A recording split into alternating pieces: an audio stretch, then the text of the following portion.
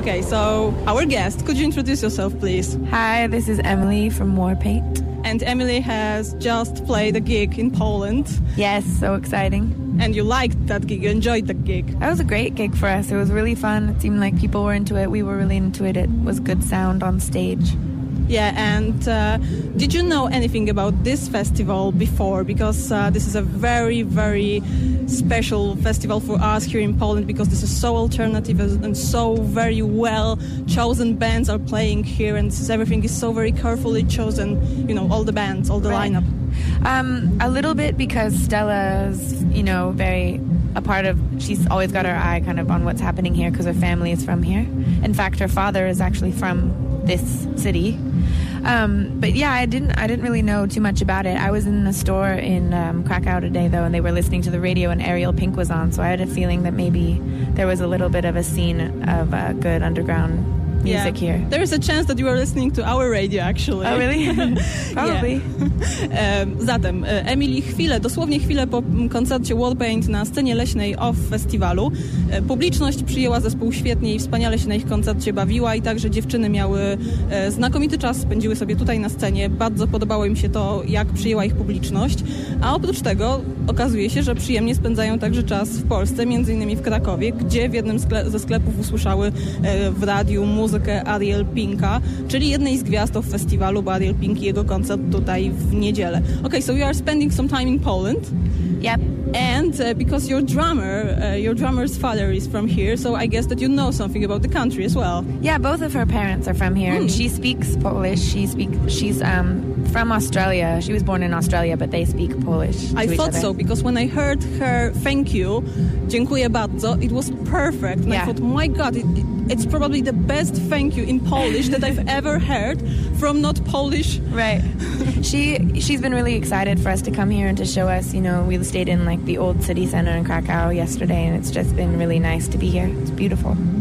Perkusistka zespołu zaskoczyła mnie podczas koncertu tym, że w którymś momencie wypowiedziała perfekcyjną polszczyzną dziękuję bardzo. Zastanawiałam się, jak jest to możliwe. Wszystko wyjaśniło się chwilę później. Dziewczyny ze sceny powiedziały, że jej rodzina pochodzi właśnie stąd, z Katowic, i rzeczywiście korzystają z tego, że choć ich perkusistka urodziła się w Australii, to jednak oboje rodziców jej pochodzą z Polski i w związku z tym czuje się silnie zakorzeniona w tym miejscu, co zresztą wykorzystują wszyscy, ponieważ dzięki niej między innymi zwiedzają piękne stare miasto, czyli Kraków. Alright, so Poland, but let's talk about LA. Okay. You know, there are so many myths about this place, like, you know, the glamorous lifestyle, and, you know, all these young actresses that want the fame and the career, and the young models, etc., and all the bands indulging whenever they are recording the albums there. So, and you represent the more alternative side of the city. So can you tell more about this side of LA? Well, I guess when you have something that is so specifically extreme, like everything you just said, there has to be its opposite, you know, especially with such a sprawling city like Los Angeles. And I think that we all found each other through that avenue as well, of wanting something different and being magnetized towards each other because of wanting to have a little bit more of an organic kind of subtle, almost like hometown, you know, small hometown kind of experience with making our band. So you can really kind of slide under the radar in Los Angeles. If you're not doing that, you can find people really easily who aren't into that as well. You can spot each other almost from a mile away, you know. It's a really wonderful dichotomy, that city. Mm-hmm. And is it really a celebrity-driven city? It's definitely hedonistic, and it's got all those same, you know, that stigma. But there's also a kindness and an openness and a warmth to Los Angeles that I haven't always seen in other places, mainly because everybody is from out of town. So there's a camaraderie of sharing, you know, like an outsider's, everybody embracing each other to create a family. There's some really beautiful elements to Los Angeles, as well as the obvious. Yeah.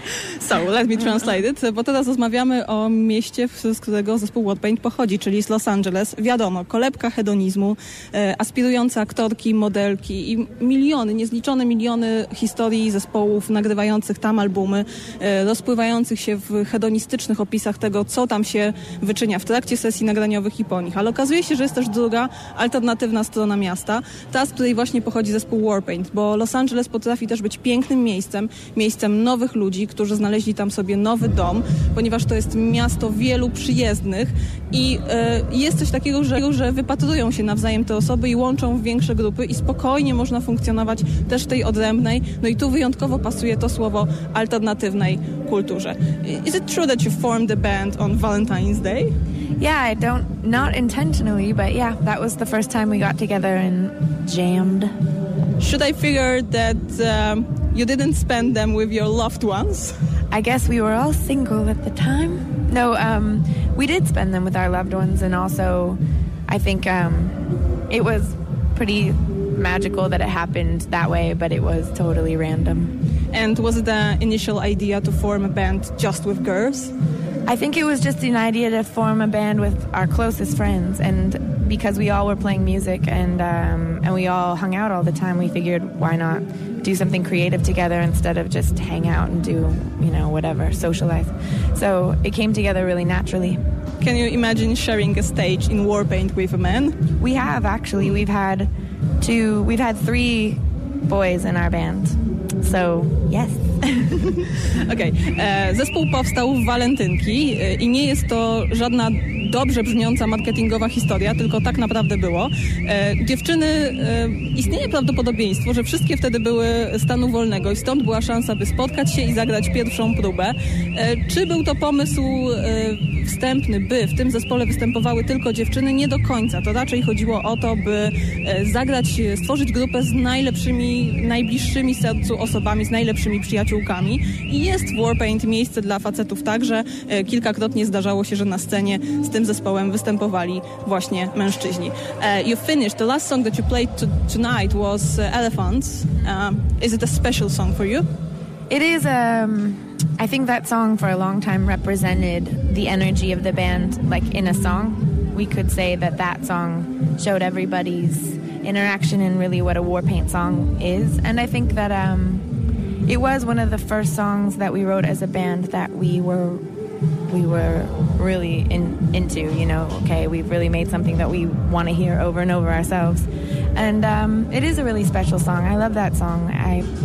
I think it's really weird and strange and yet really fun and exciting to dance to and accessible. So I love it. I love playing it every night. Yeah, this is probably the first song that I heard of you because of the Enemy compilation. Oh, right, okay. Yeah, that's how I yeah.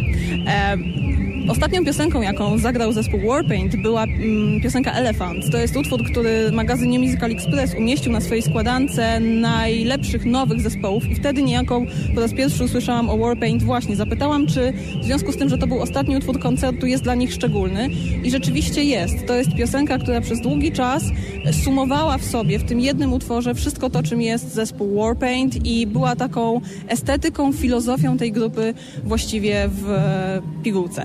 Okay, being in a girl band and living, being on tour, living on the road all the time, is it hard?